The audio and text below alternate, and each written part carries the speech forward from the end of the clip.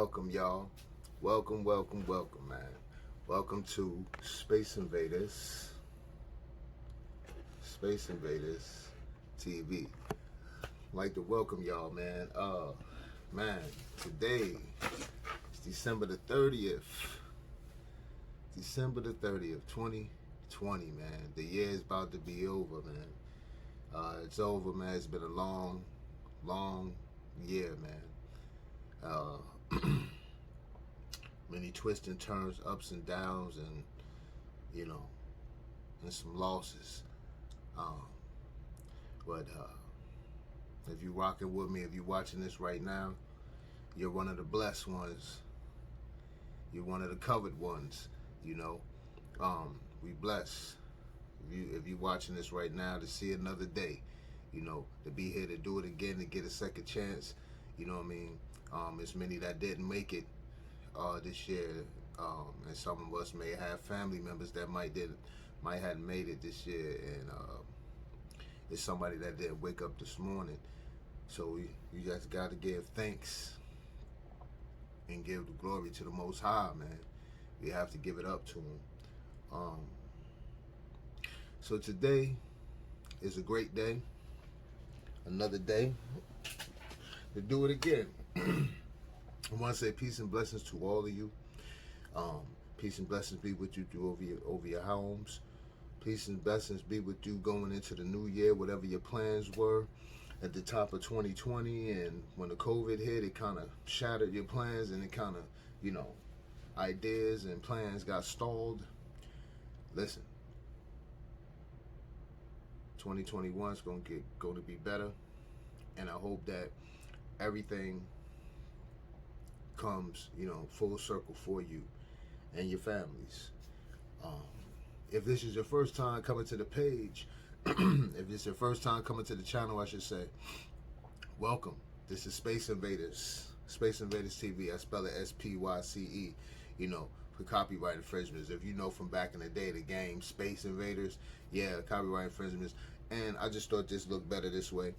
But if this is your first time, welcome to the page. If you're returning, if you're a subscriber returning, hey, welcome. You know what I mean? Welcome back. But what we do here at Space Invaders, I don't dabble into entertainment television.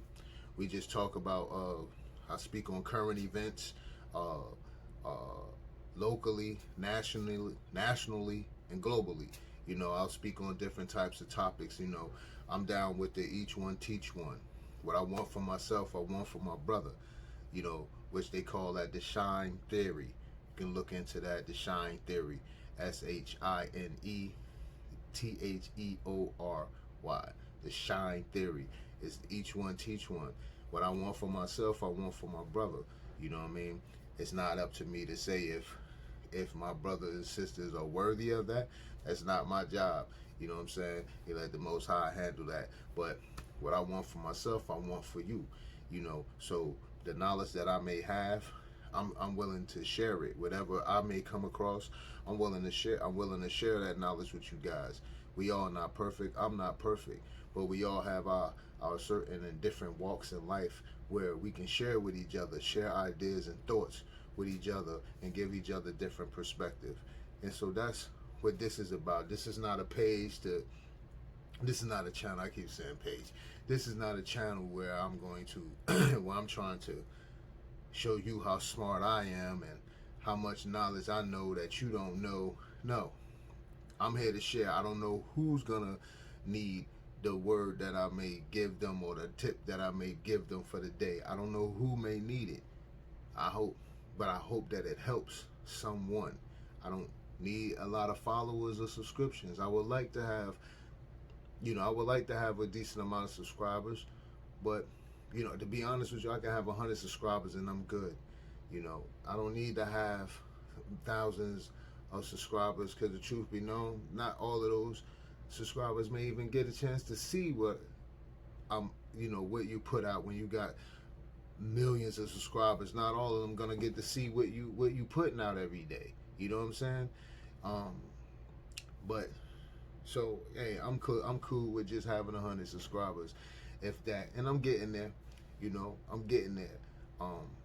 because I know within all those 100 subscribers, the word will get passed around, and you know, if it's something good that I'm speaking on for that week or what have you, then you know it'll get passed around enough. But anyway, yes. So Space Invaders, we drop once a week. Last week I dropped back to back for the first time. You know, I dropped 2 pretty much in one day. And I wasn't gonna drop another show until the top of the year. Not the top of 2021, but I was gonna drop it later in 2021, probably about the 8th or something. I was planning to drop a show, but something was on me to talk about what I want to talk about today. And today we're talking about first-time home buyers. Yes, I want to give the first-time home buyers some tips and some advice, infinite advice. No, I'm not a real estate agent. I'm not a broker. No, I'm just a buyer. You know, I'm in the process of buying a home. Actually, my process took 3 years. It's been taking 3 years, and I'm going to tell you why it has taken me 3 years. The one thing that you're going to constantly hear me say at this time is patience. You gotta have patience. So what we're going to talk about today is first-time home buyers, and this was on me because I've been going through this this process, the home buying process, for 3 years, and I would have thought, you know, the ending of last year I would have had my home, you know, but no, because in 2021 my other plan was to start trying to dabble into flipping homes myself, and creating affordable homes for folks, but yeah, that stalled that project for now, you know what I mean. But we're going to talk about first-time home buyers. If this doesn't apply to you, this topic is not for, you know, the professionals and all of that. Like, not for y'all to chime in and say what I'm saying is wrong or what I'm saying is, you know what I mean. If this is for first-time home buyers, so if you're a first-time home buyer, you will want to hear this information that I'm gonna share with you. I've been going through this, house hunting, looking to purchase my first home. I've been going through this process for 3 years. 3 years, and I'm going to share with you why I've been going through it for 3 years, and give you some tips and advice, and to let you know, like, you know, what to look out for, and understanding certain verbiage and things of that nature. So, you know, it may be some things I may miss, but like I always, like, if you a subscriber to my page, you know that I keep notes. So anything I try to bring to you, I try to make sure I bring, you know, enough factual information and context as I can bring. So yeah, I'm gonna bring you enough knowledge, enough understanding for you first-time home buyer, that you're gonna have, you know, you'll have a blueprint. You'll have a starting point to where, you know, you'll know where to go find the other pieces of information you may need. But I'm going to try to give you all that I can give you right now, because, you know, you have so many people that, you know, we find across the internet, you know, that's talking about how to make money, how to flip homes, how to get this money. Some people try to make the home buying process like a glamorous thing, like it's so like, you know, like, yeah, you can get a house you can get a house like this, and you can get I'm pretty sure you've seen all of that. One thing is that, you know, yeah, many people say things, just like even myself, even the information I may share with you, what I'm going to share with you, you may find yourself being able to take something from me and then listen to another home buyer, or you may have family and friends that, you know, own homes, and they giving you tips as well too. But that's great to get tips from people who already have a home as well, and people who are going through the process. That's a great combination, you know what I'm saying, because everybody's situation is different, and that's what you'll learn going through this process. Everybody's not getting the same amount, a loan amount of money. Everybody doesn't make the same amount of money. You can't get the home that your neighbor has down the street or around the corner. You can't get that home because you maybe don't make that much. Maybe your credit doesn't fall in that line. You know what I mean? So everybody is their situation is unique and different, and all of us are seeking different things when we're wanting to purchase a home. So if you're not a first time home buyer, this isn't for you, because this is strictly about first time home buyers and just giving the knowledge. And I'm also going to be going back and forth and talking about the agents. You got the buyer's agent, which is your realtor if you're a buyer, and the seller has an agent, and those two are the middlemen that play. So all right, so we're gonna start off here, man. So first time home buyers, you have different types of loans. The most standard is the FHA. The FHA has different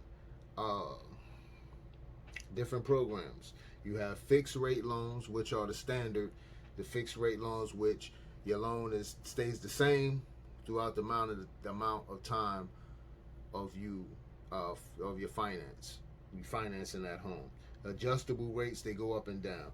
You have the FHA 245A loan. The 245A loan almost seems like a balloon. And when you think of balloon, you think of what? Like it just goes up, right? It just releases. You release the balloon and it goes up. So like a balloon type of loan is it goes up and it can get crazy out of control, right? So the 245A loan almost seems as a balloon type of loan because it helps those buyers with small or limited income, but expect substantial income growth. Like you expect your income to expand. You know what I mean? Later on. So this can help people out get into a home or whatever. But over time, your payments, your mortgage could be like out of control. You know what I'm saying?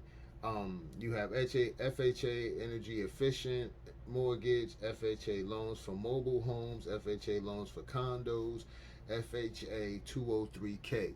A 203K loan is another loan that is for buyers that if you want to purchase a home and say you purchase a home and it's in a redevelopment area that homes are needing work. You go in there, you want to get that home and you can fix it up. That loan will give you the money to fix it up. That loan has money for even if you're renting at the time, there's money in that loan that will pay for you for your rent and your previous and at your location until your home gets done. So you can look into that loan too, and I ain't gonna go all the way down, but check into those different FHA products, you know what I'm saying? Whatever suits you. Like I said, everybody's situation is different and unique, and so I'm not wanna try to channel like one person because everybody's situation is different. So just check out FHA, different FHA loans, and then you'll see the different products that they have to offer. And some institutions or mortgage companies, some different programs they may not do, depending on your state or whatever like that. But the standard is a fixed rate loan, a FHA fixed rate, adjustable rates. But more than likely, I think most nowadays want to stay away from those adjustable and more the fixed rates, because when the 9/11 hit and people lost, it was so much stuff from those type of loans, them adjustable and balloon and all of that stuff. So they could cause issues at the end. So I think more so now, it's more fixed rate loans. You know, those are the more standard type of loans now. And credit qualifications are basically are the same for FHA loans. All the credit qualifications are the same. You can have you could get a home, you could get a mortgage for a loan with your credit score being 580. You could get this is not no fluke. Do your research. I'm not telling you no BS. You could get a home loan with a 580 credit score. Nothing below that. You know what I'm saying? But a 580. Now, only thing with that is that's gonna make your your interest rate, down payment or whatever, it's gonna be more. Because if you got a 580, that means your credit score is not strong. But if once you get up in those 600, 620 and better, now more products are open up to you for a first-time home buyer. You can take advantage of. There's a lot of products you can take advantage of, which I'm going to talk about in just in a little while. But 580, you can get a home.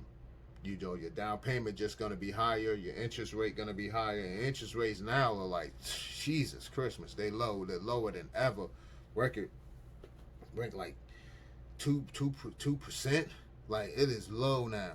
You know what I'm saying? So the thing is, if you got a 580 or you had a 585, the thing is hold tight. Get your credit score up, because you're gonna be able to get so much more. You'll be able to take advantage of the different products that's available for first time home buyers. You'll be able to truly take advantage of that.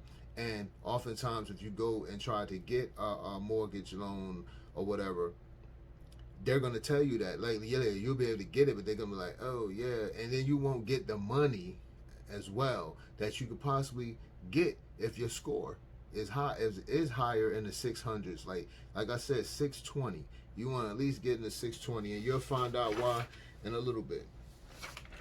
All right, understand this. You're gonna hear me continuously say this. You're in control. Don't lose it. You are in control. If it is not your dream home, don't max out the money. Whatever your loan is, try not to max out that month. Don't try to max out. If you got a loan amount of 145 or something like that, don't try to max out that money, and don't allow nobody to let you max out, and keep that to yourself. You know, don't share that max out button with your agent. You keep that in your head, so you, in your mind, you say, okay, 135 is my limit. You got a loan amount of 145, but you say 135 is my limit, and you stay there. Now, it may be a home that may come, and it may be 142. You know what I'm saying? If that's the home that you want, if it's really what you want, you see yourself being there, you're gonna be there for a long time, that's gonna be your home. Hey, then go ahead, but don't jump out the window and be trying to, be conservative about your thing, man, and how you do. Understand, don't rush. All players in the process, on this home buying process, have a job to do. And the buyer wants a good price, a nice house for a good price. The seller wants their asking price, or they want a price that they can sit with, that's comfortable for them. So the main players at the end of the day, the main players between the two, the main players in this process is the buyer and the seller. That's the main process. The agents, the buyer's agent, your realtor, the seller's agent, are to negotiate for the client, period. Agents don't get paid if the sale don't happen, point blank. Remember, at the end of the day, the buyer, if you're the buyer, you're left with that mortgage. You're left with that mortgage payment and home once the deal is made, once the paperwork is signed at closing. Everybody that was around during the process, It's going to disappear. Now you are left with that mortgage and the home, and hopefully the home that you wanted. So don't let nobody force you into anything. And actually, it's you and the financer, the financier, the bank or the mortgage company that financed you that money. It's going to be you, unless you just came into some money and you had that money to, you know what I mean. So I want to ask you folks out that may have come into some money, however you came into that money. At the end of the day, it's either you, left with that, or it's going to be you and the financier, the bank. You got to pay, or the mortgage company, you got to pay them back. So take your time and find what you want, you know what I mean, that's going to make you happy and your family happy. Your family that's going to be living in the home with you, you know what I'm saying? That, take your time. That's your name on that mortgage. This is a whole nother level from renting. So, okay, so another thing we want to go on, we still on the buyer here. I'm on a buyer right now. So in a house buying, when you hunting for property, there are 5 players. As I just spoke briefly, there are 5 players. It's the finance company, the finance or the mortgage, the bank institution or the mortgage company, the buyer, the seller, and the buyer's agent, and the seller's agent. 3 out of those 5 players. Well, I'm gonna go back and say that again. In the house buying or property buying process, there are 5 players: the finance company, the buyer, the seller, the buyer's agent, and the seller's agent. There's 5 players, right? 3 out of the 5 players are the most important. 3 out of those 5 players are the most important, which is the finance company, bank, or mortgage company, or maybe yourself if you came in the money. And it's the buyer and the seller. The 3 out of those are the 3 out of 5: the finance company, the buyer, and the seller. 2 out of the 5 are considered middlemen, which are the buyer's agent with realtor, and the seller's agent, a realtor.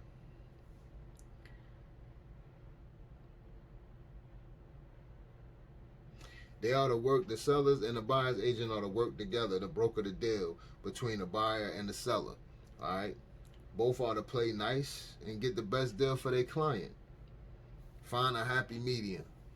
That's what they there for. If you are a first-time home buyer, you should look into programs within your state and city when you're seeking to purchase a home. There are programs for first-time home buyers. FHA, Federal Housing Administration, requires a 3.5% down, but now 3.5% down of a purchase price with a credit score of 580. With a credit score of 580, they're saying 3.5% down. All right. If you want to get your score, but you want to get your score to at least be to be real, you want to at least get your score. I said 620 and up. Really, you want to get your score at least to 640. All right, 640 real talk, and you'll find out as you go on. Because the down payment assistance, there's different down payment assistance and programs and stuff around the country. You know what I mean? So various states and cities are offering down payment assistance. The USDA requires you to live. You have USDA loans, which require you to live more outside of your county, like more in rural areas.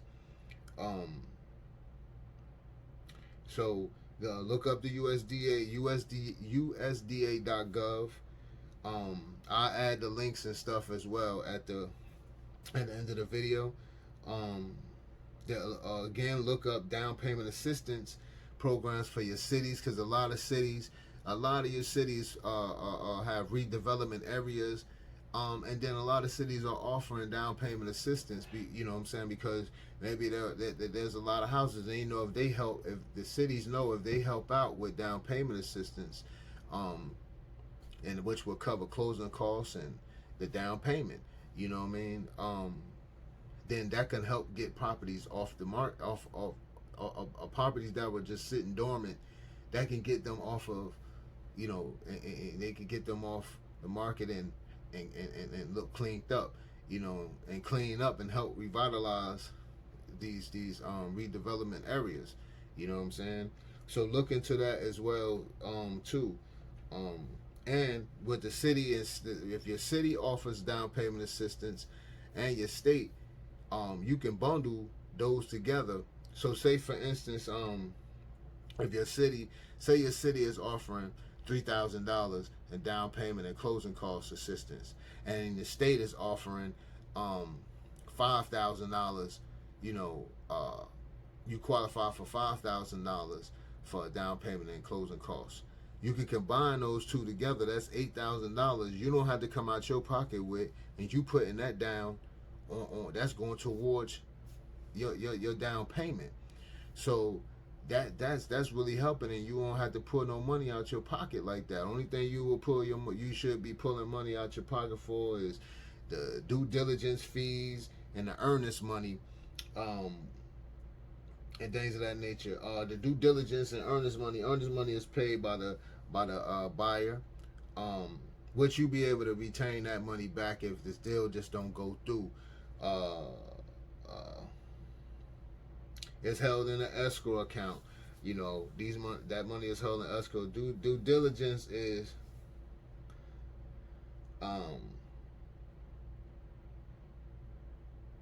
due diligence is more with the seller gets to keep that. You know, the earnest money just lets them know to take it off the market, and they know that you're serious about purchasing that property or whatever. And the due diligence, I kind of look at the due diligence as like, you know,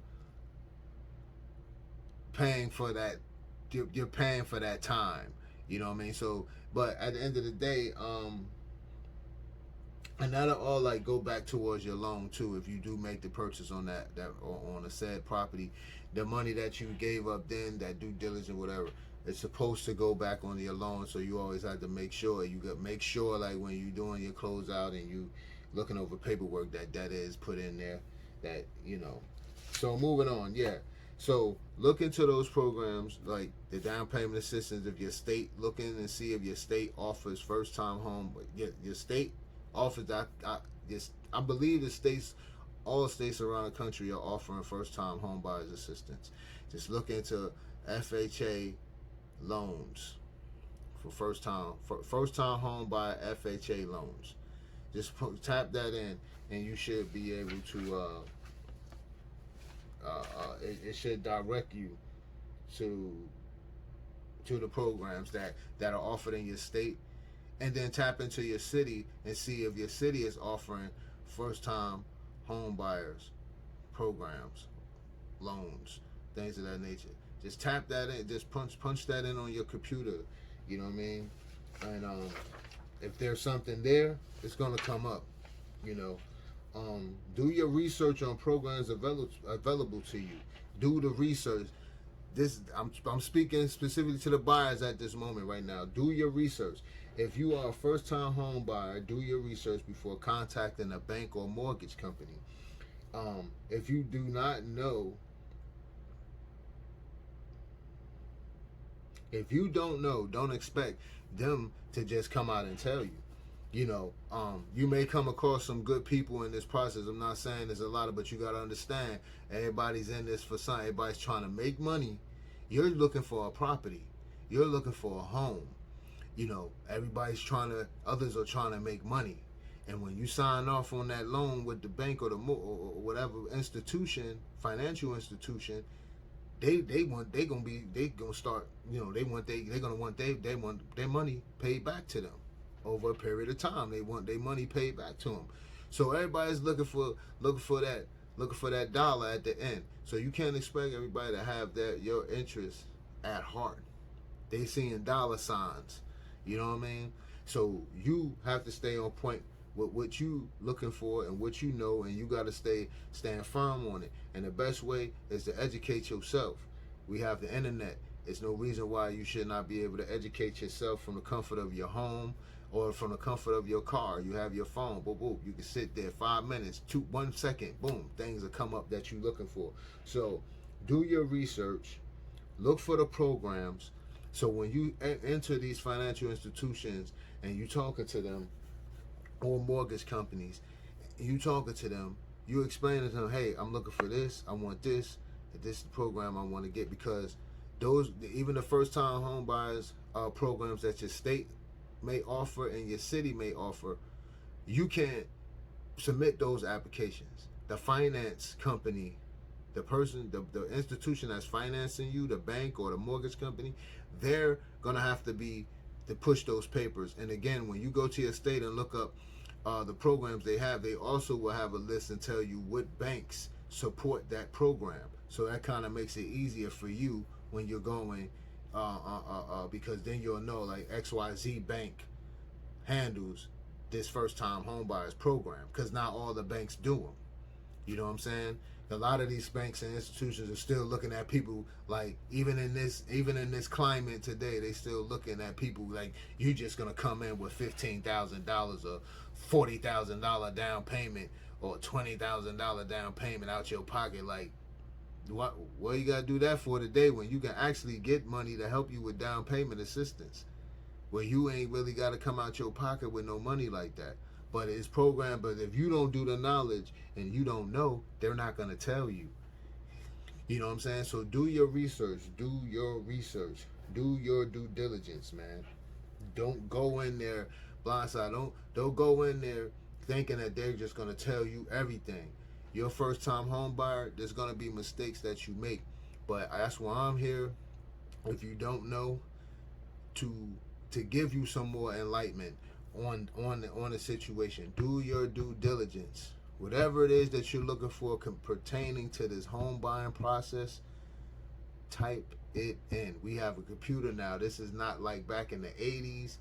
This ain't even like back in the early 90s. I'm gonna tell you something right now.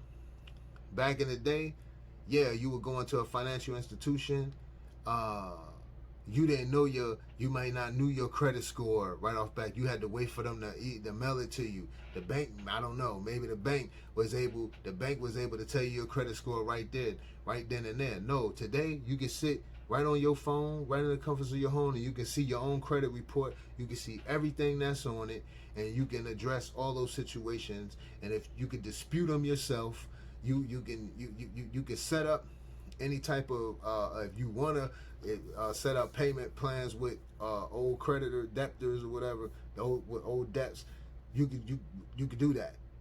So you should know everything about you. So you shouldn't go in there and expect these people to tell you. You should know. The only thing when you go in the bank, you want the financial institution, you want to know is, look, hey, I got a job, I make this amount of money, or I own my business, I own a few businesses, and this, that, third, this is the money I have coming through, my household, and with every 30 days, this is my debt, this is what I can, this is what I have. I'm looking to get this amount, but how much can I get? That's all. It shouldn't be them telling you too much about you. You should know about what you have on your credit. You should know about the first time home buyers programs, because a good bank or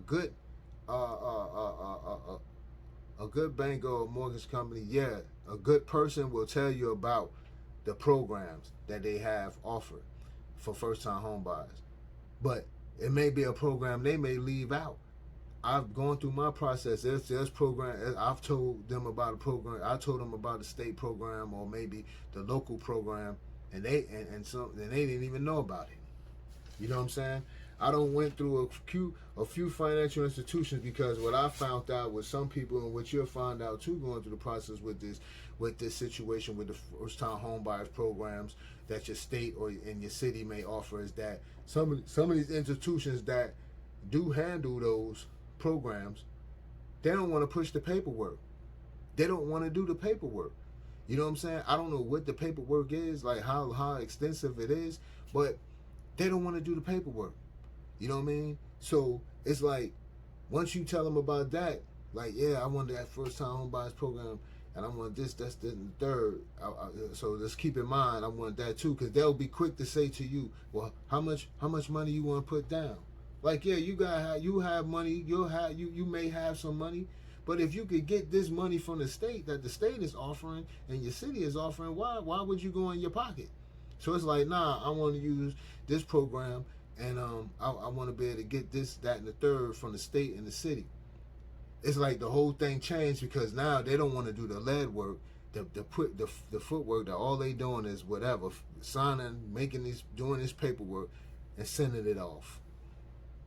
You know what I mean? That's it. And you know they're gonna send it off digitally.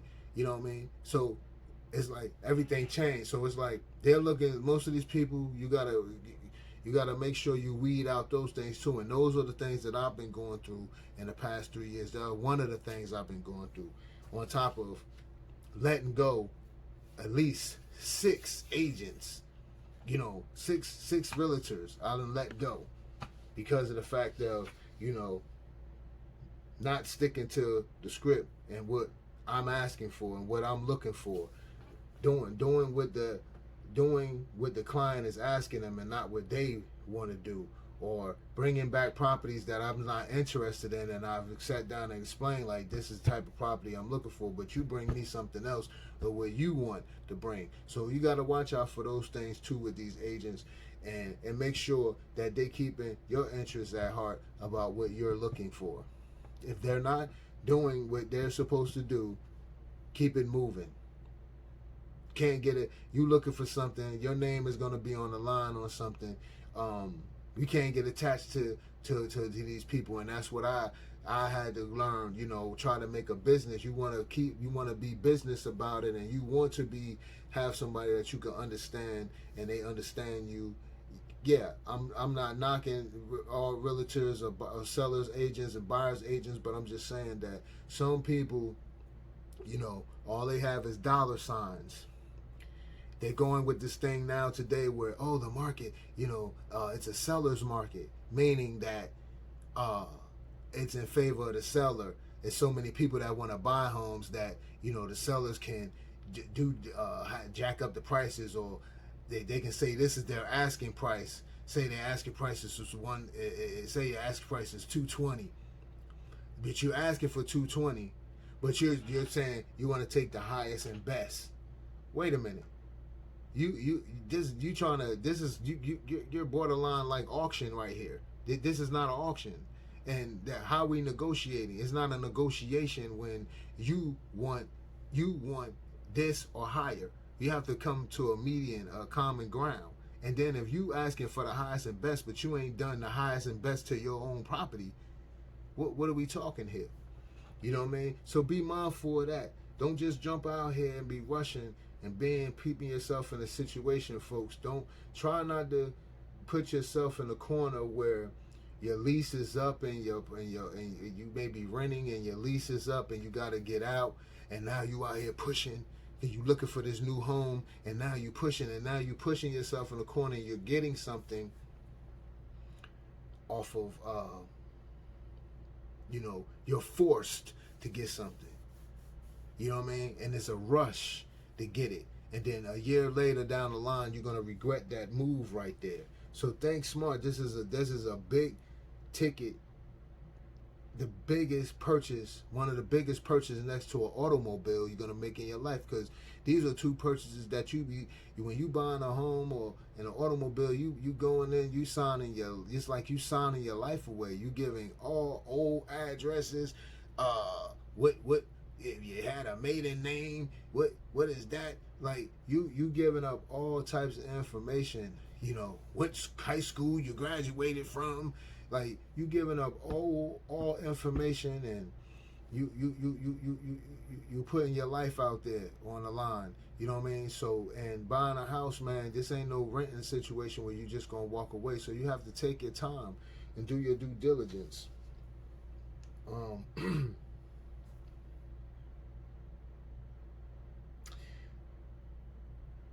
So I'm gonna tell y'all about a situation with me. A quick story I had. I dodged the bullet. Even with my situation, like I said, I'm talking to y'all about the first time home buyers because I've been in this process of looking to purchase my first home for 3 years. And this is one of the reasons. This is one of the things, you know, and the things I've been going through back and forth with different agents and sellers, you know. So I dodged the bullet. I seen this home that I wanted. It wound up back on the market, right? And so I hit the agent up and I said, yeah, I want to go check this house out over here. You know what I'm saying? Blah, blah, blah. So, and it said, the listing said, back on the market, no fault of the seller. All right? So I'm like, okay, so it wasn't no fault of the seller. So automatically what I'm thinking, it was an issue with the buyer. Okay, so I come in, see what's going on. I see him from the naked eye. I see that it's things that need to be addressed. You know what I mean? But what I seen, it wasn't so bad. And I was like, you know, when you're going through the process, there's things that you may see that need to be fixed. You put that down on the request of, okay, in the deal, like, hey, you need to fix, there's a crack around that window, you know, around the window sill, there's cracks. You need to address that. Yeah, you don't have a stove in here. Are you going to put one in here? Or if there's a stove there and you like that stove, you like those appliances, are you going to keep that? I want to keep that. Different things of that nature that you see faults. There's a list you have and you write off those things that you see that you want to be addressed. So it's things with the naked eye that I seen. Make a long story short. Another thing that helped out was that, come to find out, something I didn't know. And mind you, going through this, and this home, I was looking to get this home back back in about October or something, September, October. So and I thought this could have been it right here. So I was like, man, finally, all the you know, these few years, finally I done, you know what I mean, something seemed like it's about to be solid.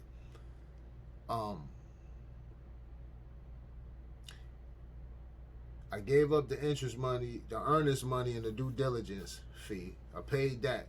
Now, if my agent was on point, I wouldn't have had to even pay that.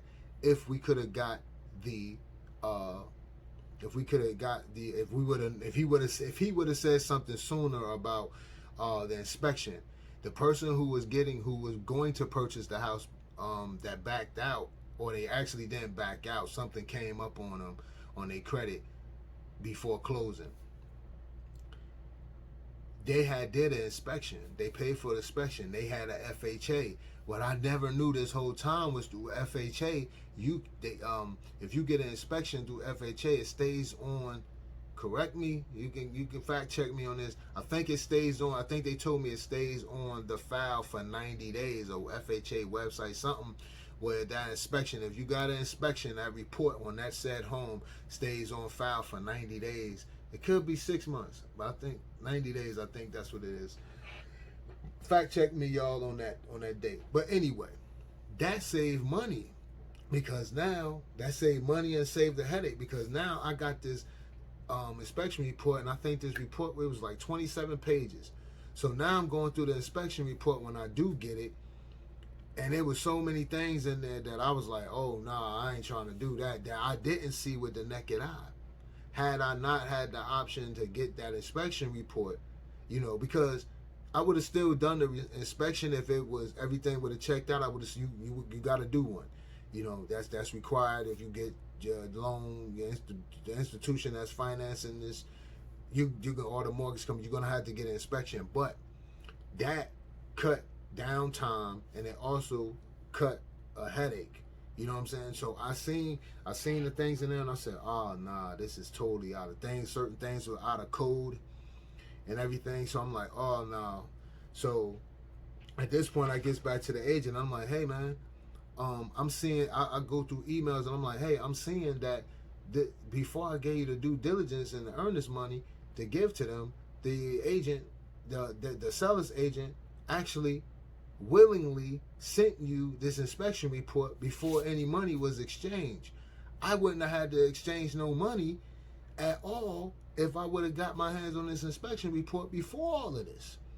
You know what I'm saying? Good thing I learned. I walked away from a situation. I lost $300 out of that situation. You know what I'm saying? Due to the due diligence, I didn't get that back. You know what I mean? But the earnest money you get back. So I lost $300 of the due diligence fee, but I got $250 of my earnest money back. So, but I could have saved $300. You know what I mean? You going in a house buying you going through this process.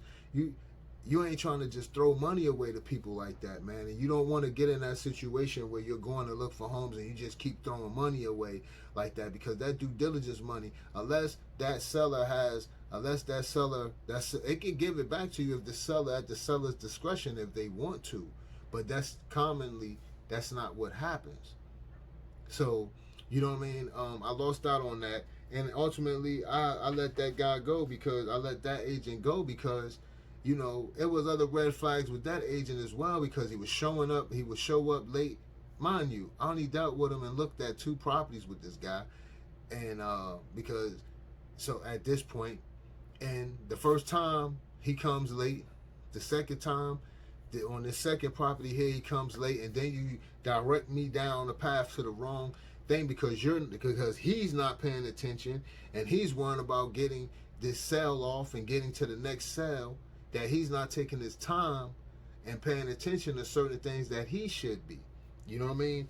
And I recognized that, and I said, nah, we can't do this. I can't be losing money like this. Like, you're not paying attention to paperwork. This lady sent you, I'm like, the seller's agent sent you information. You could have sent that. If you would have gave that to me in a timely fashion, I could have read over that. It only took me pretty much 45 minutes to really, I ain't even gonna lie to you, I ain't even take me 45 minutes to look at that inspection report. And I was done. I was like, oh no, to be honest, I thought I got to like the 5th page. I was like, oh no, this ain't happening. There's too much stuff on here. So, as a buyer, take your time no matter what. No matter what they say the market is doing. Like, oh, it's a seller's market. These houses are flying off the market. Okay, if that house is meant for you, you'll get it. If it's not meant for you, then keep looking. And at the same time, when you're going through the process, you're learning things too. You're gonna be learning things, because I'm gonna tell you what, I've been learning stuff, and I've learned so much, man. You know what I mean? So take your time. It's about you and what you're looking for. And if that agent is not trying to is not down with being patient, because a lot of them would say, oh yeah, man, take your time, blah blah blah, but really in their mind, they don't get paid until you sell. So they really want you, they really would like you to find something fast, but that's not, they know they just can't come out and say that. They know that's not the nature of the business. But sometimes they find people, but they back against the wall, and they have to get out of they have to get out of a property they're renting right now, or what have you, or you know, they have to move fast. But that's not always the case with everybody. So don't let no agent force you, you know what I'm saying, to make wrong decisions. Don't do that. You know what I mean? Take your time, and get what you're looking for. You know, because we gotta think about something. At the end of the day, I'm gonna say something. I'm gonna say this again later on. At the end of the day, we all have in our brain, when you in the house looking for a home, and even if you ain't never had a home and you don't wanna, you're not able to purchase a home at this time. Everyone has their dream type of home in their mind. Yeah, even us men too. We have that dream home in our mind. But you know what? You can't have you can have caviar, wishes, and champagne dreams, but have beer money. You can have a top of the line beer, the top best beer. You know what I mean? You can have that type of beer money, top of the line beer money. You know what I'm saying? But we have to be real with ourselves. What do we have? What can we afford? So we settle. So all of us when looking for a home, if you're not born into money, if you're not wealthy, you know what I'm saying, we're all are settling for that home because most of us are not getting that dream home we want. So we're settling. So if you're going to settle, you want to make sure you're settling with the best that you can. You know what I mean? And that's suitable for you, that you can afford, and it's not going to hurt you. That's the whole thing that we got to make sure of. We must make sure of that. We must make sure that. So take your time. To the buyers, to the sellers. So now we on to the sellers right now. To the sellers, know who your agent really is. Know who your agent is, and if they're helping or hurting you when they're trying to sell your properties. Know your motivation and your agents as well. You know what I mean? And I say that because from being on a buyer's end, you know what I mean? Because you don't know, some of these agents will be saying things and doing certain things, and they could be hurting you if you're not paying attention to them. They could be telling potential buyers the wrong information, and steering them in the wrong direction, or telling them, hey, yeah, well, the owner's not interested in that,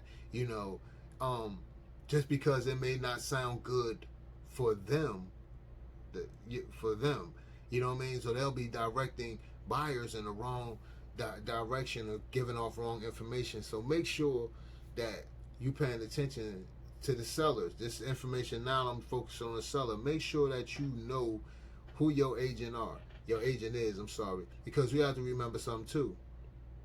Some of you sellers are first time sellers. You know what I'm saying? So you don't just leave your property in these folks' hand, and make sure they marketing your property right. Make sure your property is being marketed right. Make sure they telling you that, hey, you need to clean your front porch. You need to clean your grass. You need to manicure your front of your house. You need to stage the inside of your house properly. Hey, you shouldn't be trying to sell this house. Doesn't look too good if you already have, if you still living in that house and you trying to sell this house. You know what I mean? If you're going to be still living in here, you need to keep it clean, you know what I mean, so we can show it. Hey, or if this was a rental property and you're trying to sell it, you may need to put this on the market when this house, when those renters, when their lease is up, so people can, frequent the house. You may have certain times because you're renting that property out that a potential buyer can come see it. It may not work out. You know what I'm saying? So make sure that you know who your sellers are. Make sure you and your agent are on the same page for the sale price of the property. Be realistic when selling your property. Make sure you taking into consideration the year of your home, the work done on your home, the upgrades inside and outside. If your home was appraised at $100,000, don't try and sell your home for $170,000, man.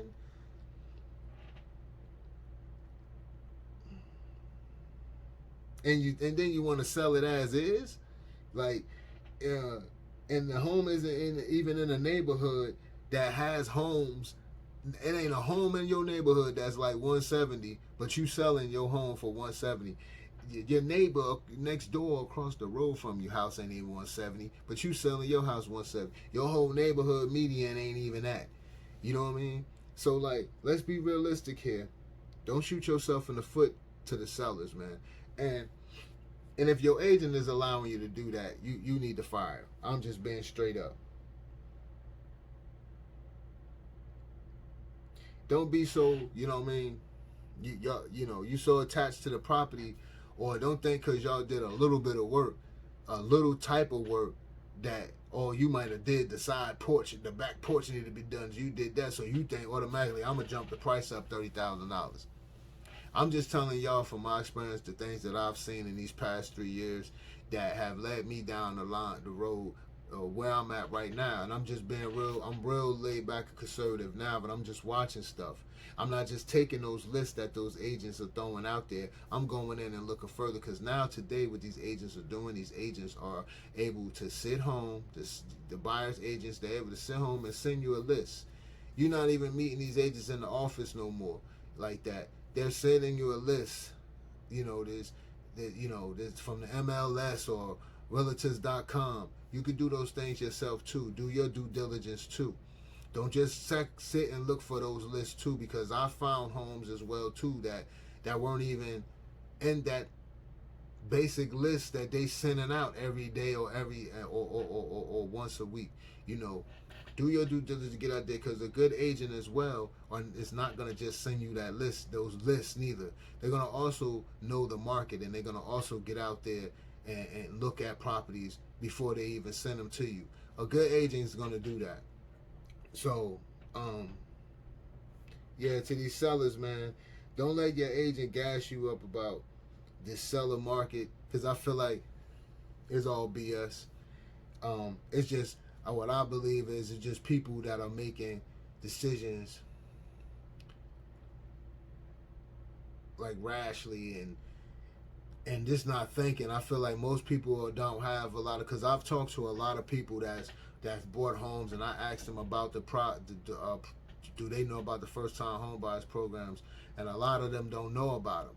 A lot of them ain't know about them, or if they knew about them, they were so in the rush. And I'm like, man, how did you just leave X amount of money on the table like that? I'm gonna just tell you, like, in my state, they're offering up to $8,000. And so I was approved from the state to get $8,000 in down payment assistance.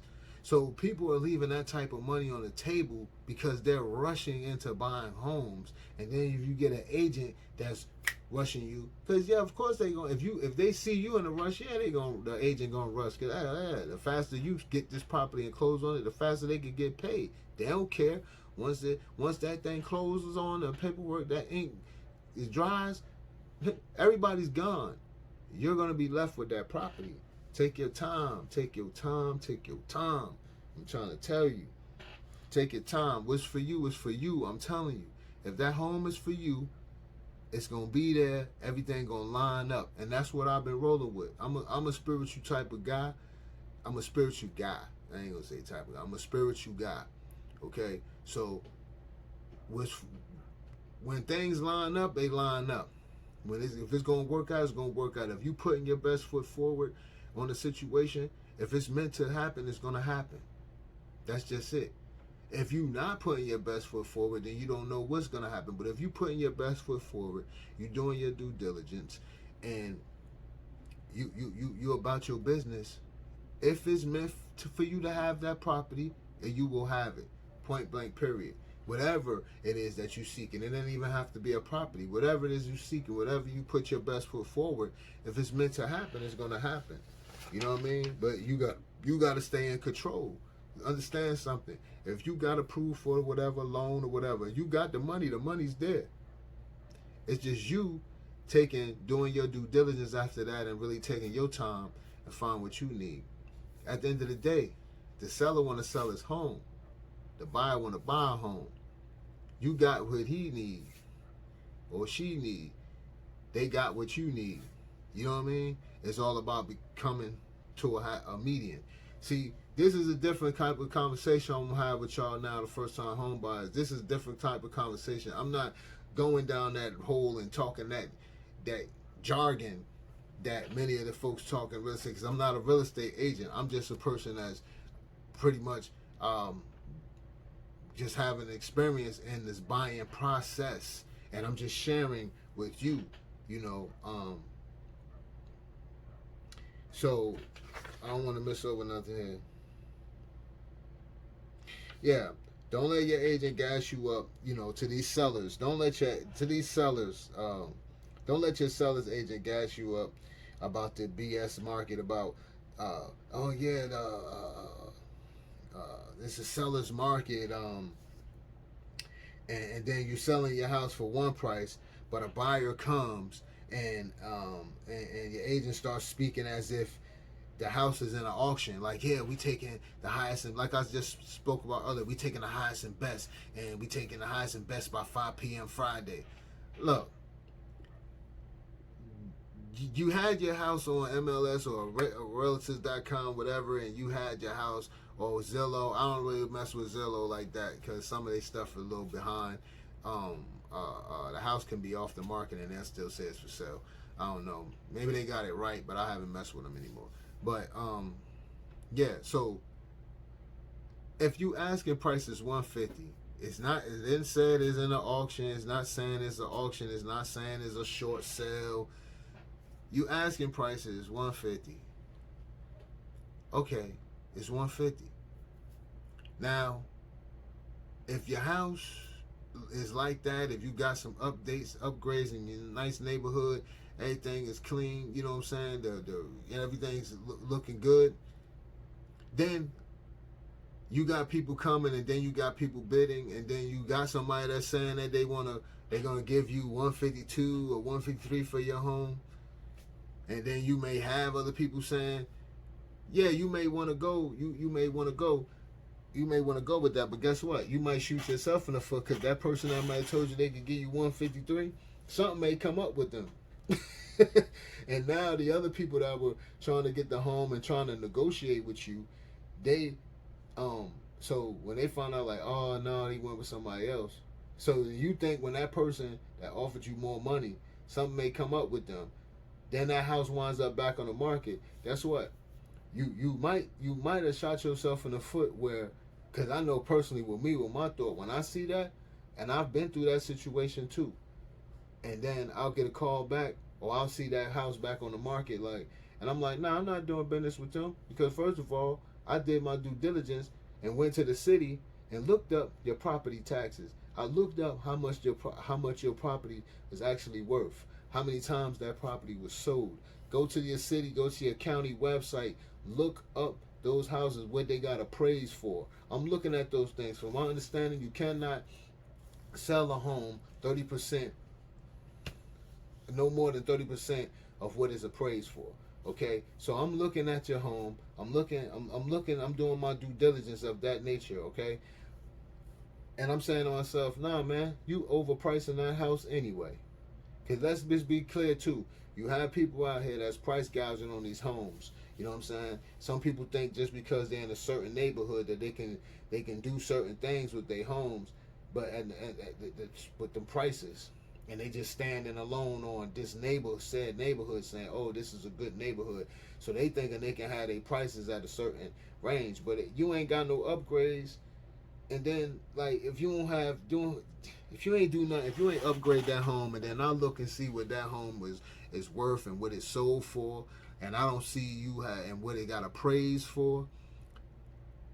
If these things ain't lining up to me with, and then your price, if that stuff ain't matching up to me, I'm turning away from the whole thing anyway. I'm not even trying to mess with you, because if I become interested in a property, if I'm like, all right, I'm interested in that, so then what I'm doing is going to look at the city or the county's website to see what that house got appraised for, see how many times that house was sold, like see what they did, any upgrades they did, because if they upgraded anything like a roof, windows, anything, it's going to be put on the site. You know what I mean? See, a lot of these things your agent ain't going to tell you. A lot of these things I come forth with to the agent when it gets to that point. And they look at me. I've had agents look at me like, yeah. And when I know that they look at me like that, I know that they ain't tuned, man. A lot of people, man, they got a lot of these agents I found, man, I've come across, man, you know, they HGTV driven into this market. They thinking that they gonna they thinking that they just gonna get some money real quick. You feel me? Like, and they think they just gonna close on the house. They gonna every seller, in my mind, that's how I be thinking. They thinking every seller, they gonna close on the house in 30 days, within 15 days. You know what I'm saying? The way they be, where they motivation be at. And I feel like, yo, man,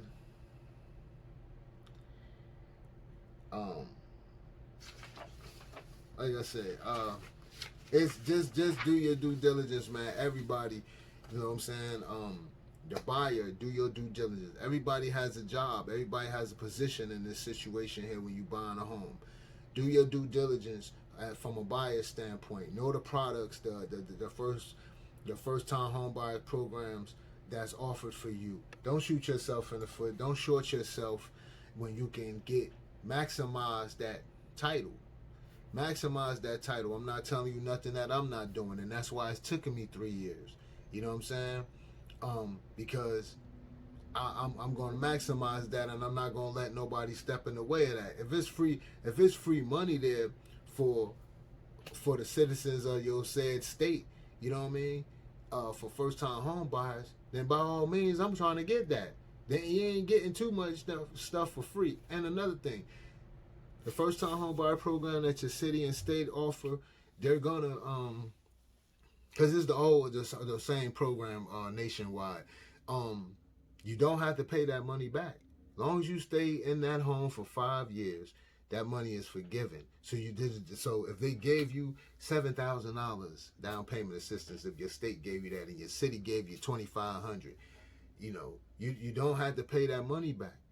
It's forgiven. It's from the government. It's forgiven long as you stay in that property for 5 years max. You don't have to pay that money back. It's forgiven. So that's another thing on that. So there's not nothing like if you get that money, you got to worry about, oh man, I got to pay that money. That's going to go on top of my loan that I got approved for. No. That's a whole separate thing. That money will be added, taken off of whatever you got approved for from the city or state, whatever down payment, whatever. And another thing to do. So you think about it like this. If you got approved for $7,000 from your state and say $2,500, or let's say $3,500 from your city as well, from down payment and closing costs. Now, say you negotiate the closing with the seller, where you get the seller to pay for the closing, right? Now you got $10,000 that's going straight to the down payment. Straight to the down payment. Ain't no money coming out your pocket like that. You know what I'm saying? That's all money, government money right there. That's going straight to, and I say with those programs, that's why I say, yeah, you can get a home. FHA, you can get a home with a 580, nothing below, 580 credit score. It's just that your down payment gonna be high, your interest rate gonna be high, and because of your credit score. But you want to at least have like a 620 and better. I think USDA, if you have a 620, you can do the USDA. The USDA is the one where you have to get a home in a rural area or outside your county, your county limits, outside of your county or something like that, like that. I think they may want 620 for USDA, but FHA, the FHA, you're gonna need like a 640 for their program. So if it's 2 people in your household, whoever one's credit is stronger, that's the 640. They're gonna roll with that. Whoever is higher, 640 and higher, they're gonna roll with that. So, you know what I mean? But if it's just you, yeah, you need to get at 640, and that's how you're maximizing. You'll be able to get that program. But if you got a 580, you're not gonna get that down payment assistance. Even what I find with the city. Now, I can't quote every city and state is different. So your city program, I don't know if your city offers a program. They may say, I don't know. They may take a 580, but the state program, they're gonna want you to at least have like a 640. And there's income limits. You can't go over a certain income limit. You know what I mean? But look into those programs and you'll see what I'm talking about.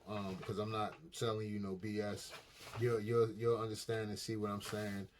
I'm trying to make sure I'm touching on some things. I know I'm not gonna get to everything, but I'm trying to make sure I give y'all the best amount, at least a starting point if you don't know. Because like I said, this program right now is for first-time home buyers. What I'm talking about is for first-time home buyers. That's it. You're a first-time home buyer. You don't know a lot of things. There's a lot of things you're trying to understand. And you may be talking to folks who do own homes. That's great. Talk to people who do own homes. That's how you get knowledge as well. And then there's people like me that has been going through the process for a good amount of time, for 3 years, looking for a home and just standing on my square and not letting anybody knock me off. Now, I'm not having real unrealistic goals either. I'm like, okay, look, this is what I'm looking for. I'm really, because like I said, at the end of the day, we all have a dream home in our head, but we have to be realistic with ourselves and what we can afford and what we cannot.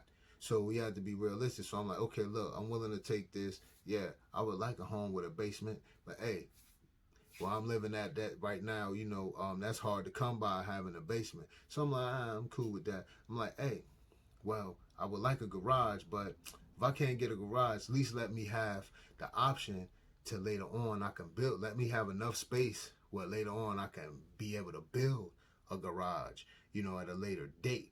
But I at least gotta have that option. You know what I'm saying? So if the home doesn't come with a garage, fine, okay. Let me have the option to be able to build a garage. Hey, if I can't get a back deck, at least I would like a back deck, but hey, at least let me have a bigger backyard. So maybe I can have the option. Let me have an option within the option. So I'm keeping, my head is really open.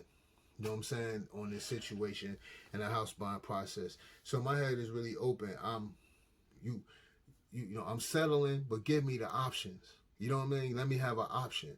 I don't want to buy a home where I don't even have enough space. I don't have a garage, and I won't have one I won't be able to have one in the future neither, because I don't have the space. I got 4 cars. I don't have I need the option. You know what I'm saying? Okay. When I think about a home, I'm thinking about, gatherings, having cookouts and functions, family functions, you know what I'm saying?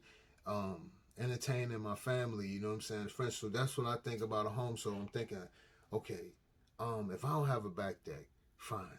But at least let me have a nice flat backyard. Don't give me nothing with no hill on the back. No knocking nobody who got that, but I'm just saying that's not for me. Everybody's situation is unique and different. Remember I said that. So give me that option. You know what I'm saying? Give me the option. So it's like I'm being realistic with things. I'm keeping I'm keeping my options. I'm keeping things open. Some people can be too hard up with, then you kill a lot of deals and situations for yourself too. So that's not me. I'm not trying to do that. So and I'm saying to you, don't do that to yourself as well. You know what I'm saying? Because you don't want to narrow that market down for yourself like that.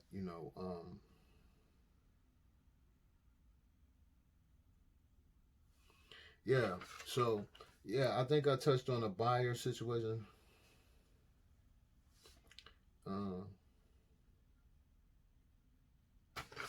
I think I touched on enough of the buyers.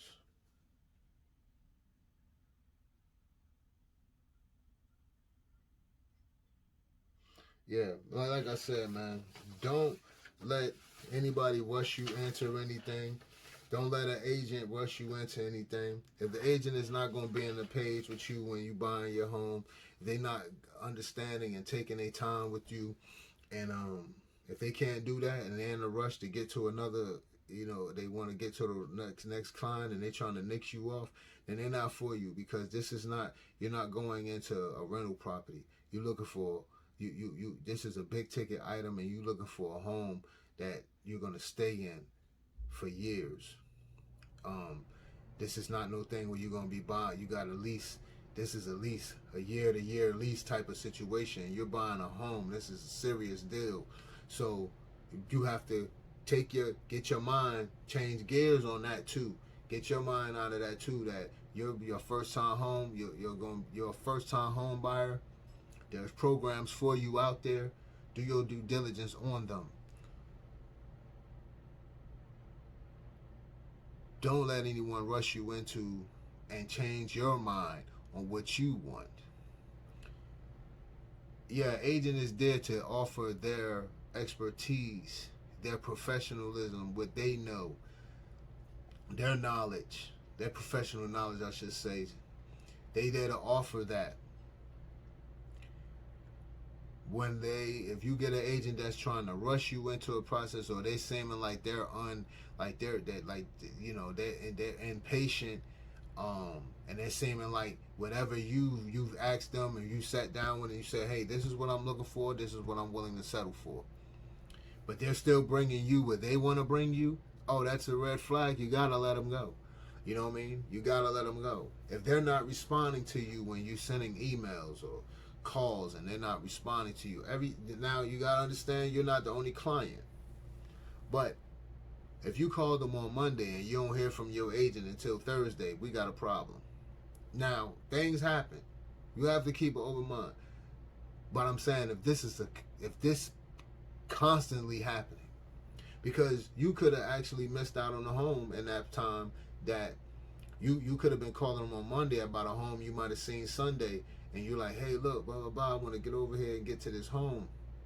If they're not responding to you in a good enough time, and then you turn around and missed out on even getting to see the inside of that home because they're just not, their response time it just sucks.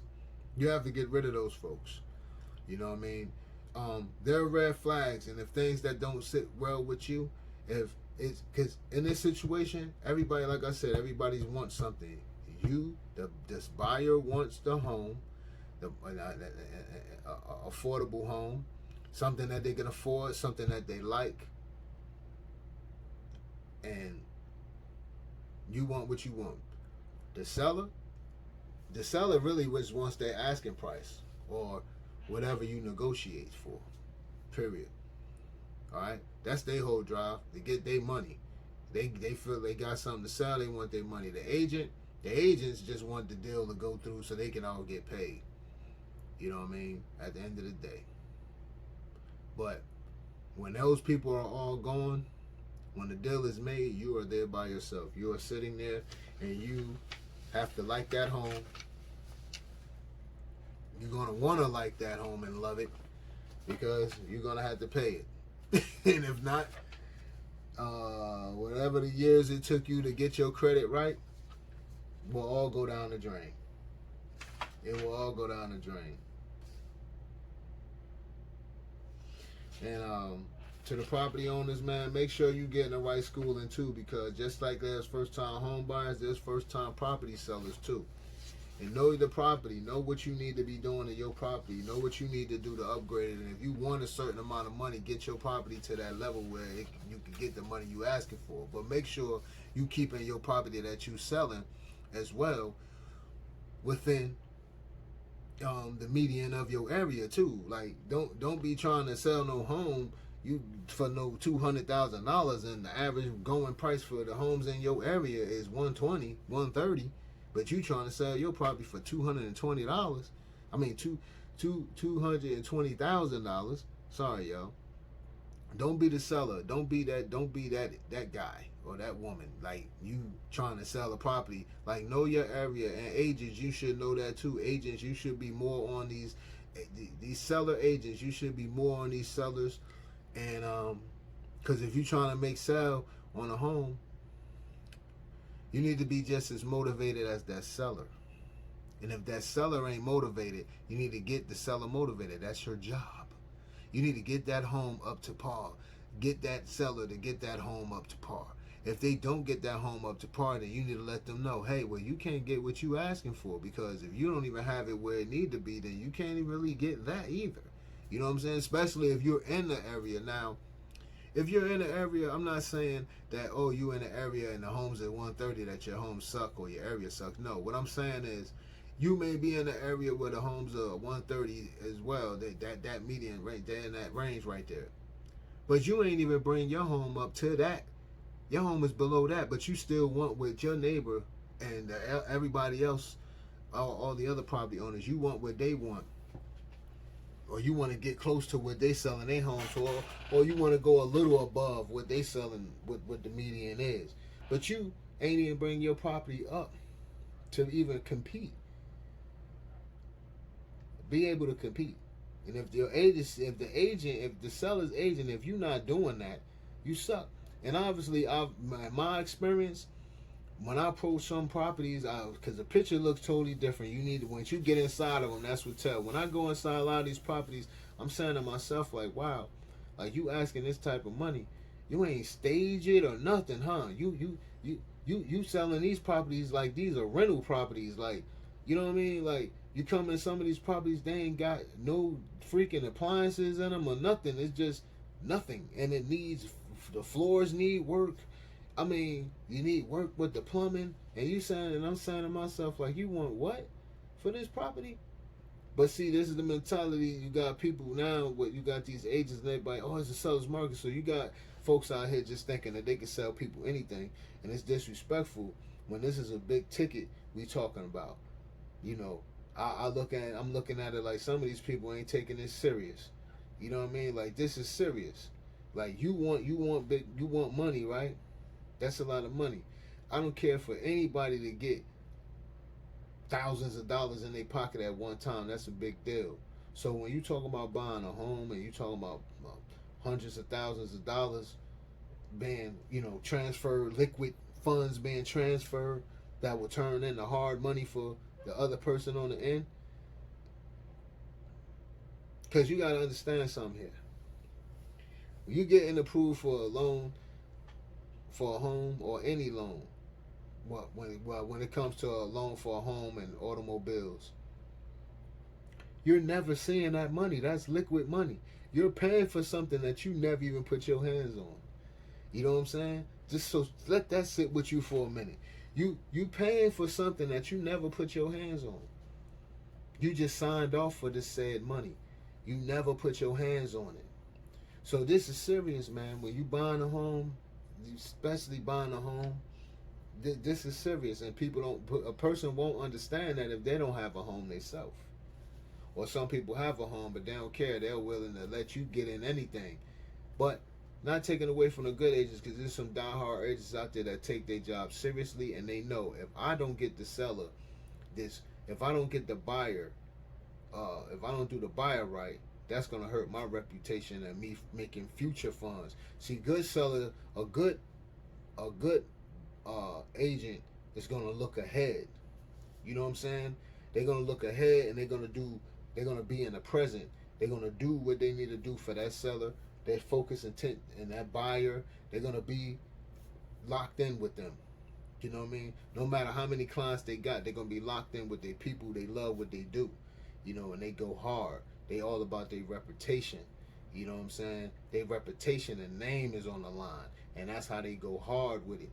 And they bout that. They bout this action out here. They ain't playing them games. You know what I mean? If they're a seller agent, they gonna be about, hey man, you need to stage this house. We can't be selling this naked. I can't represent nothing like this. You know what I mean? Like, we got to go, hey, my name on something. We got to make this look good. Same thing with a buyer's agent. It's like, hey, I'll move where you move. Hey, you say you don't want it? Hey, all fine. It's like this. Hey, I got other clients. Hey, take your time. Let me know when you ready. I got other clients over here. Ain't no rush. If I see things out here in the market, I'm gonna let you know. I'll send you an email or whatever on whatever I may see. Hey, take your time. Ain't no rush. This your name is gonna be on this. You gotta be happy. You gotta live in it. That's what agents are gonna do. That's what buyer agents, seller agents, you know what I'm saying, going to do. And I came across one guy like that, and I'm working with some new people now, so we're gonna see how this works out. But I came across one guy in this process, man, and he was a good guy, and he moved to another state. He transferred the firm. He transferred the company, realty company he was working with, and he transferred states. He's still with the company. He just went to another state. He was a real good guy, man. He was, man, I probably would have had something by now. You feel me? You know what I'm saying? But hey, man. In closing, I just want to say this. I've been house hunting for 3 years. I've been through about six agents. We all have our idea of a dream home, but we have to keep it real with ourselves. Caviar dreams or caviar wishes and champagne dreams and with a bare budget ain't gonna get it. We may can afford the top beer, all right, that top brand of beer, but it still don't equal to that caviar and champagne, all right. So with that being said, most of us are actually settling for a home because it isn't our first choice, all right. We may have the first choice, and that when we're settling, the first choice is in settling, but they're actually not our first choice. Our dream home is the first choice. So therefore, we must make sure we are getting that bang for our buck. And the place we settle for is what we are going to be happy with and we're calling our home. So we can't let friends rush us, your mate rush you, your family, nor the agent rush you. Definitely not the agent. Take your time.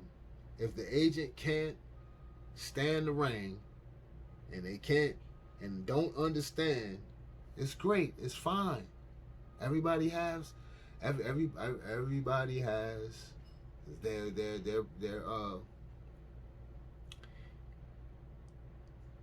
everybody has priorities. Everybody got shit to do. So, hey, if this agent ain't trying to take their time and be patient with you, now first of all, they in the wrong business, okay? And maybe they just need to go be a property agent and just do rental properties and work on work in a leasing office, you know what I mean? Where people are coming in and money is getting exchanged, you know what I'm saying, in that manner. Not knocking anybody that's renting or anything like that. What I'm saying is to these type of folks, they're in the wrong lane. You know what I'm saying? Getting that lane right there. You know. So if you're an agent and you thinking these houses, you're gonna flip houses like this, you're gonna be flipping clients like this, in 30 days it's gonna go down, you know, you in the wrong lane. You just need to go you need to go work in a leasing office and stay away from the HGTV. Stay away from that. You know what I mean? Because those shows ain't all 100. You know, they make that look too good. You know what I'm saying? Where you get a loan from a bank, and then you want to go get a property, and you go get a property, and then you turn around and find out, after they done dug the floor up and find out, oh, it's piping, that's gonna be another $30,000, and you go into the bank to get another $30,000. Come on, man. They ain't been doing that with 203K loans. The 203K loan, like I said earlier, those are loans that are for you to fixer-uppers. You finding a fixer-upper, but you have to live in that home. Okay, you can't just fix it up and then rent it out. That's gonna be a home that you're gonna live in. But in the meantime, you still is an FHA type of loan, so you're still gonna get what you're approved of. So if you got approved for $250,000, and this home you found was $100,000, and then is you know what I'm saying, then whatever you figure out, whatever it might take to fix up that home, and on top of that, you know. So if that home was $100,000, then that means, okay, you got $150,000 left off of that $250,000 loan. So whatever it's gonna cost to fix it, and that 203K loan pays for the place you're staying in while the home is being renovated. You know what I'm saying, or fixed up, I should say. So even with that, you ain't gonna go back to the bank if they approved you for that. You're not going back to the bank and be like, oh, the only way you doing that is if you have a 203K loan and you have that money in the budget and you going back to do that. So don't get caught up on them HD homes and you see them homes and it's people just running around thinking they tearing out walls and floors. People buying homes and they tearing out walls and floors, and then like, oh yeah, you're gonna need another 50,000. That's gonna be another 25 for that. It's gonna be 16,000 for that. Yeah, you think you'll get cussed out? Like what? First of all, you should have did all of this when you went through the house and did an inspection. We should have known we had some faulty some piping needed to be fixed in the basement. We should have known that.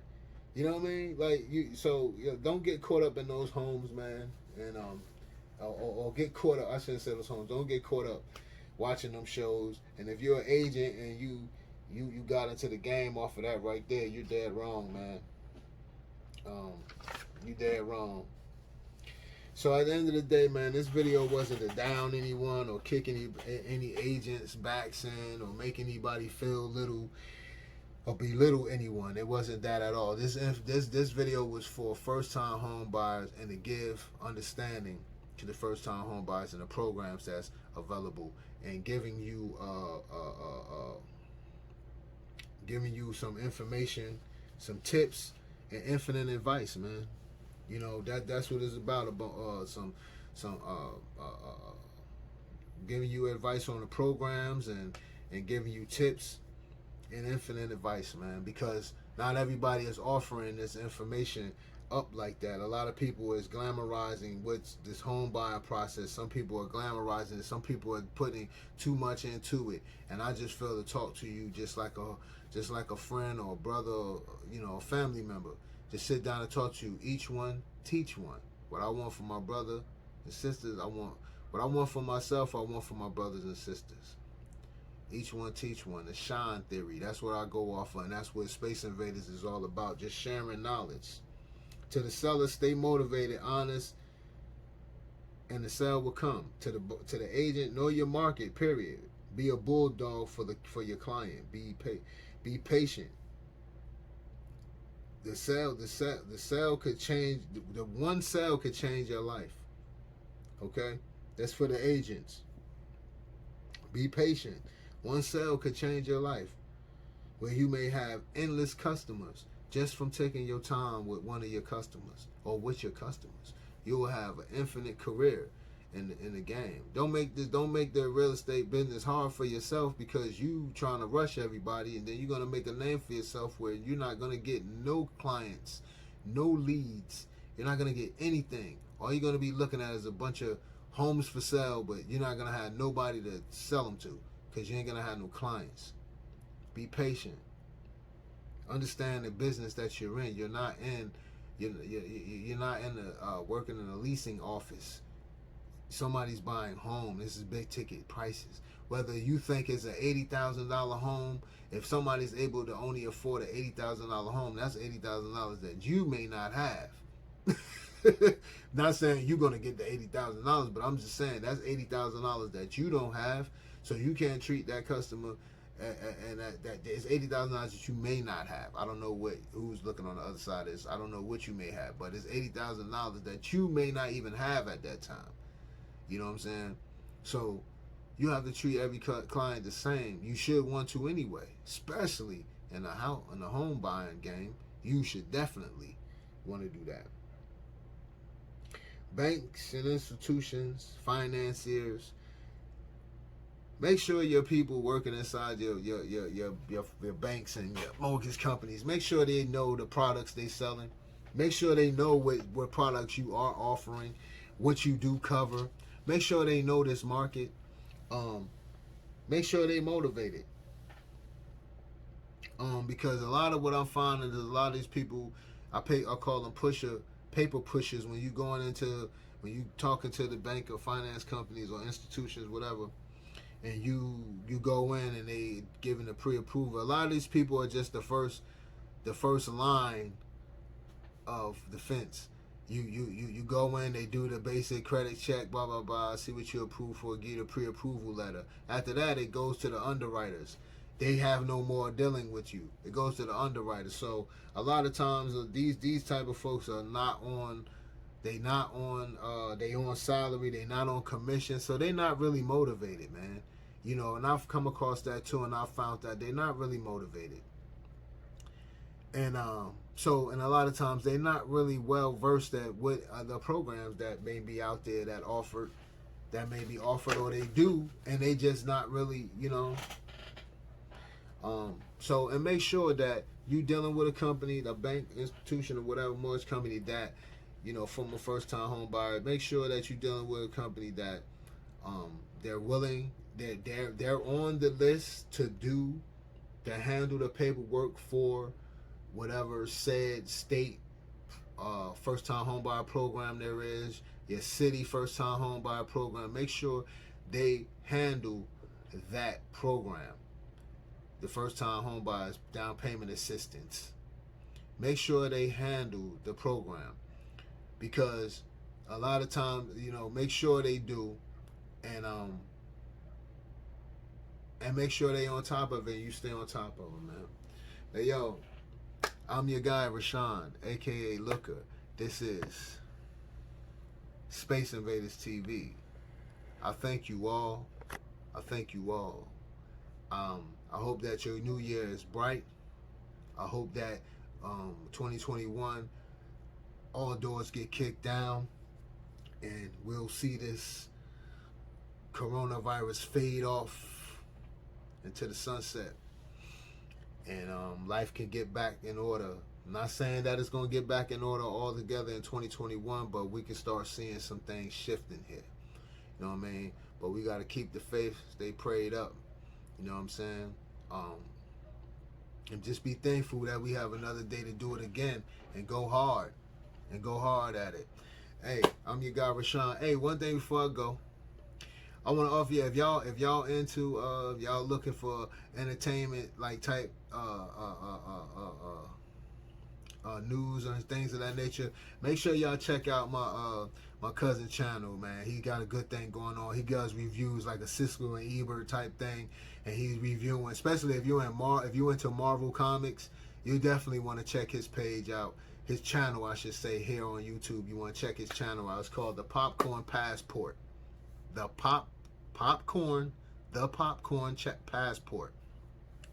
Make sure y'all check him out, man. He does a great thing over there. He's always giving good reviews on different movies, TV shows. He's even bringing you back, showing you shows from back in the day, and doing reviews on them, and wanting your take on them.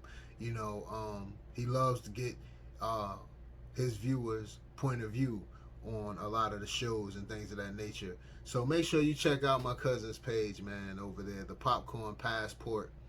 That's here on YouTube, man. It's a real good thing.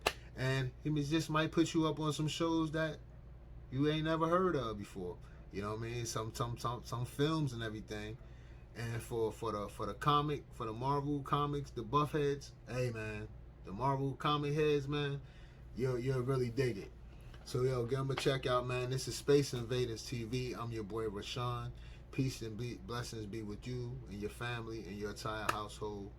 We'll talk again. 2020 is up, and 2021 is next. Peace and blessings, y'all.